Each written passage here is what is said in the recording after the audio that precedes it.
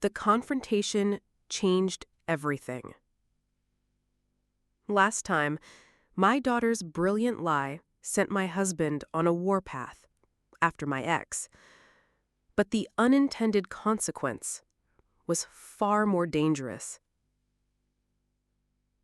It created two separate hunts for the same prey, my husband.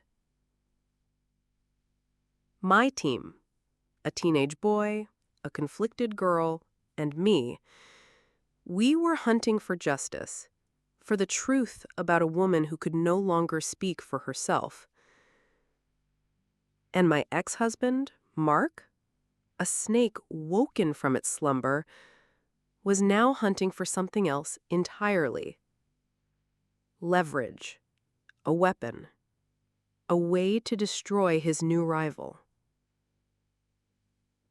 We were two armies marching toward the same battlefield, completely unaware of each other. And the battle for the truth was about to begin. Today, in our mid-season finale, you will see both hunts collide. You will see Mark, with all his resources and cunning, uncovered the one official document that proves the story of Sarah's death was a lie from the very beginning. You'll see our own investigation lead us to a new witness, a person from Sarah's past who gives us a second chilling warning about my husband's true nature. And all of this pressure converges, forcing Michael into a blind panic, a desperate act to destroy the last remaining evidence. We make a split-second decision to follow him on a frantic journey that leads us to a place we never could have imagined. A place that holds the final, sickening truth about where Sarah Harrison really is. Let's get into it. While my little team of amateur detectives was working with a single photograph and a cryptic email, my ex-husband Mark was playing a completely different game. He wasn't hunting with heart. He was hunting with a checkbook.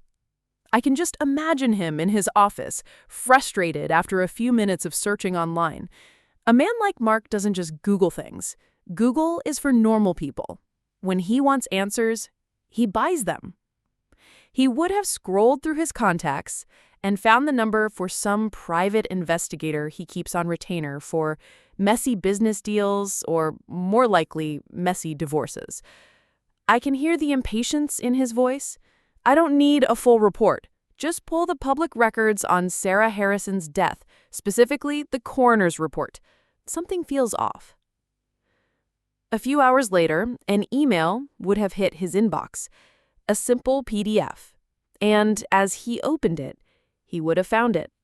The one tiny official detail that the perfect story, the story of the tragic illness, had been built to hide. It's not a dramatic word, it's a quiet, bureaucratic word, but it's a bombshell. Manner of death? Undetermined.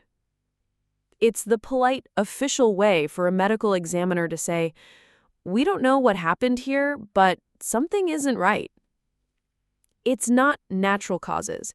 It's not suicide. It is a question mark, printed in black and white on a legal document. The entire foundation of Michael's story about his sainted, sick wife was a lie. And that's the infuriating, terrifying lesson of this whole thing. Sometimes the truth isn't found by the people who deserve it.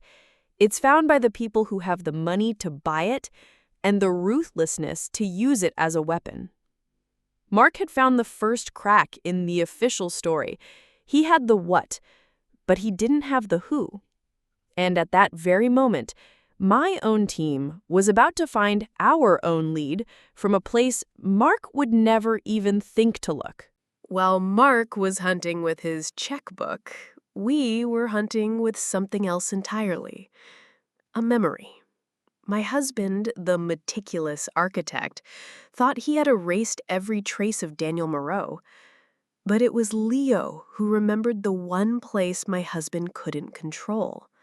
The one place where Sarah's life was still public. Her art. So Leo and I were huddled over his laptop, diving into a digital rabbit hole of old art blogs and gallery archives. It felt like a search for a ghost in a digital graveyard. And then Leo found it. A scanned newspaper clipping from a local arts weekly, dated 2 years before Sarah died. The article had a grainy black and white photo of one of her paintings, and the title of the piece just sent a shiver down my spine. Cage of Gold. And then I read the caption underneath. It was like a lightning bolt. A poignant commentary on domestic confinement. Special thanks to curator and collaborator Daniel Moreau. Collaborator, Leo said, his voice quiet with the weight of the word. He wasn't just her lover. They worked together. And the whole case just cracked wide open in my mind, which means their connection wasn't just secret letters, it was public. There had to be people who knew them both, people at the gallery. And that's the beautiful, terrifying lesson about a life's work. You can lock away diaries, you can burn letters, but you can't erase the art someone leaves behind. It will always speak the truth, even years after the artist has been silenced. We finally had a location, a place to start, a name to ask for. It was a long shot, a cold call into the past, but it was the only shot we had. We had a location, the gallery from the article. It was a long shot, a cold call into a past that was 2 years dead. But it was our only shot. My hand was shaking a little as I looked up the number and made the call. I put on my best, interested, slightly clueless art collector voice, the kind I use at the shop when someone is trying to decide between hydrangeas and peonies. I said I was doing research on the early works of Sarah Harrison, and I saw that a Daniel Moreau had curated one of her shows. There was a long pause on the other end of the line. The woman, whose voice sounded older, worldly, tired, let out a little sigh. "Daniel?" she said, and the way she said his name was heavy with history. "Oh, honey, that's a name I haven't heard in years. Not since the unpleasantness." My heart stopped. There it was, that vague, polite word that people use when the truth is too ugly to say out loud. Unpleasantness? I asked, trying to keep my voice from trembling. And then she gave us the confirmation we were looking for. Her husband, she said, her voice dropping like she was afraid someone might overhear. The architect, he made quite a scene here after she passed. Came in here accusing people of who knows what, threatening lawsuits if anyone spoke to the press. He told us never to speak of her or Daniel again. She paused, and then delivered the final and chilling piece of advice. A very controlling man. Be careful stirring up that pot, honey. I thanked her and hung up, my hand numb. This was the second warning. Daniel had told us to be careful, and now a total stranger was telling us the same thing. This wasn't just a man grieving his wife. This was a man actively and aggressively and successfully burying every road that led back to the truth. And that's a terrifying lesson.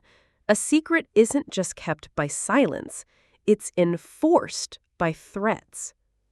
Michael hadn't just hidden the past, he had paved over it with a scorched earth policy. Every new piece of evidence we found wasn't just a clue, it was another brick of weight we all had to carry. And I could see the weight was starting to become too much for our youngest member. Every new piece of evidence we found felt like a victory, but it also tightened the noose around us. And that constant suffocating pressure was starting to break the youngest member of our alliance. Chloe started to vibrate with a low-level hum of pure anxiety. She was a ghost in our house, her eyes constantly darting around, her face illuminated by the nervous glow of her phone screen. Every time it buzzed, she would jump, like she'd been tasered, terrified it was Michael demanding to know where she'd been, or Mark demanding to know why she was being distant. One night, she found me in the kitchen. She looked so small, so young. The weight of all these adult secrets was just too much for her to carry. "I can't do this," she whispered, her voice cracking as the tears she'd been holding back finally started to fall. "I feel like I'm going to explode. What if he finds out? What will he do to us?" I pulled her into a hug, feeling her tremble. I held her for a moment, and then I looked her right in the eye. "That's why we have to keep going," I said, my voice firm but full of a hope I was trying desperately to feel myself. "We find the truth, we expose it, and then we're free. We're almost there, honey, I promise." And that's the terrible price of keeping a secret this dark. It doesn't just sit there quietly. It eats at you from the inside out. It makes you a prisoner in your own home, afraid of every shadow, every unexpected phone call. We were trying to hold our fragile alliance together, with whispers and hope. But across town, our other unwitting investigator was done whispering. He was about to light a match. For a man like my ex-husband, Mark, information isn't just knowledge, it's ammunition. And that one quiet, bureaucratic word, undetermined, was all the ammunition he needed. He wasn't going to just sit on it. It was time for him to stop playing defense. It was time to go on the attack. But Mark is a corporate predator. He doesn't get into street fights. He orchestrates hostile takeovers. He wouldn't confront Michael directly. That would be too simple, too messy. He'd do something smarter, more insidious. He would attack the one thing a man like Michael values, almost as much as control: his reputation. I can just see him sitting at his computer, crafting the perfect, quiet digital hand grenade. An anonymous email, sent not to Michael directly, but to his company's general inbox, where anyone, a partner, an assistant, an investor, could see it first. I can read the whole thing in my head. To info@horizondesigns.com.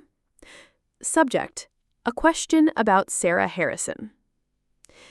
To whom it may concern, it would begin, all professional and polite. I am a reporter working on a story about unresolved cases. The official cause of death for Sarah Harrison was listed as undetermined. Could your firm provide a comment on why this was reported to the public as a long-term illness? Any information would be greatly appreciated. And that's the evil genius of it. Mark wasn't trying to get an answer. He knew he wouldn't. He was planting a bomb. He knew this email would ignite a firestorm of chaos and panic inside Michael's perfectly structured world, putting pressure on him from his partners, his clients, his investors. The fuse was lit, and we, in our own home, had no idea how big the explosion was about to be. Mark's digital bomb didn't have a timer. It just detonated. And I knew it the second Michael walked through the door that afternoon. The calm, collected mask he wore like a second skin, it wasn't just cracked. It was gone. His face was ashen. His eyes, usually so cold and controlled, were wide with a kind of animal panic I'd never seen before. He didn't speak to us. He didn't even seem to see us. He strode past, a man on a singular, desperate mission, and went straight into his office, slamming the door behind him. The three of us, me, Leo, and Chloe, were frozen in the hallway, listening. We heard him snatch up the phone. His voice wasn't the quiet, threatening whisper anymore. It was a raw, guttural bark of pure fear. "Who is asking questions?" He snarled into the phone. "Find out who sent it. I told you this was buried." There was a pause. We could hear the muffled, frantic voice on the other end. "No," Michael finally spat. "I will handle it." The phone call ended, but the storm had just begun. We heard it from the hallway, the frantic rip of paper, the thud of a heavy binder hitting the wall, the sound of a man's perfectly constructed world imploding. It was the first time we had ever seen him truly, completely lose control. And that's the terrifying lesson about a man who needs absolute control. His anger is scary, yes, but his panic is a wildfire. Because a panicked man will do anything, destroy anything, to put the fire out. He was trying to put the fire out, but he wasn't just trying to stamp it out. He was trying to move the evidence before the whole forest burned down. The symphony of destruction in his office suddenly went silent. Then the door flew open. Michael burst out, not like a man leaving for work, but like a fugitive escaping a crime scene. His face was a mask of sheer panic, and clutched to his chest, like a life raft, was a single, old, worn-looking file binder. Leo, standing beside me, whispered it, his voice full of dawning horror. "He's destroying evidence!" Then Michael grabbed his keys from the hook by the door and bolted for the garage. He was running, not from us, from a ghost he could no longer contain. And a crazy, reckless, probably stupid idea exploded in my mind. The words were out of my mouth before I could stop them. "We have to follow him." "It's too dangerous," Leo hissed, grabbing my arm, his eyes wide with a fear that was completely justified. He was the voice of reason. But I couldn't be reasonable. Not now. "This could be it, Leo," I pleaded, my voice in urgent whisper. "This could be our only chance to see what he's been hiding, where he goes when the walls close in." It was a split-second decision, a look that passed between me and this brave kid who had become my partner. A look that said, "This is insane, but we have to know." We didn't even tell Chloe. We just ran. I fumbled with my keys, my heart hammering against my ribs as I heard his engine roar to life. We jumped into my car, pulling out of the driveway just in time to see his taillights disappear around the corner. And that's the lesson of the hunt. When the predator finally panics, the prey has a choice. You can run and hide, or you can follow them back to their lair, to the one place they feel safe, the one place where they've buried their deepest, darkest secrets. We were following him, straight into the heart of the storm. We thought he was going to his office, or a storage unit, or a lawyer's office. We never could have imagined where he was truly going. We followed him out of the city, past the manicured suburbs, until the houses grew farther apart and the roads got narrower. My mind was racing through the possibilities, but the one place I kept coming back to was the cemetery. he was going to visit her grave. But then he drove right past the turnoff for the cemetery gates. He kept driving, deeper into the countryside, finally pulling over on a deserted stretch of road next to a small, calm lake. He got out of his car and walked with a terrible purpose toward a single, ancient oak tree that stood alone near the water's edge. It didn't feel like a place of rest. It felt like a place of secrets.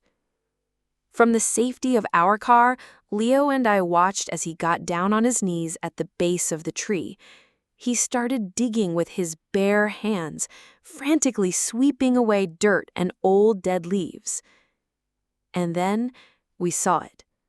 He revealed a small, flat stone, almost completely swallowed by the earth and covered in moss. My phone was in my hand, the camera zoomed in as far as it would go, my own hands shaking so badly the image was blurred. I held my breath to study them. And through the screen, I saw the inscription. My brain could barely process the words. Sarah Harrison, beloved wife. And then, underneath, a single line, so small I almost missed it. A line that turned my blood to absolute ice. Where secrets lie. A confession, carved in stone, hidden from the world. And just when I thought it couldn't get any worse, he opened the file he had been clutching. He pulled out a lighter, and one by one, he set fire to the pages, dropping them onto her hidden grave. The flames grew, a hungry orange fire in the fading light, reflecting in his wild, frenzied eyes. He wasn't just destroying a file, he was burning a ghost right at the scene of the crime. Her grave wasn't in the cemetery. It was here, alone, hidden. A secret burial for a secret death. The illness was a lie. The public funeral was a lie. Everything my life has been built on for the past year was a lie. And standing there, watching the flames lick at that file, I realized he wasn't just destroying evidence. He was performing a ritual, erasing the last pieces of the woman he claimed to love at her own hidden, lonely grave.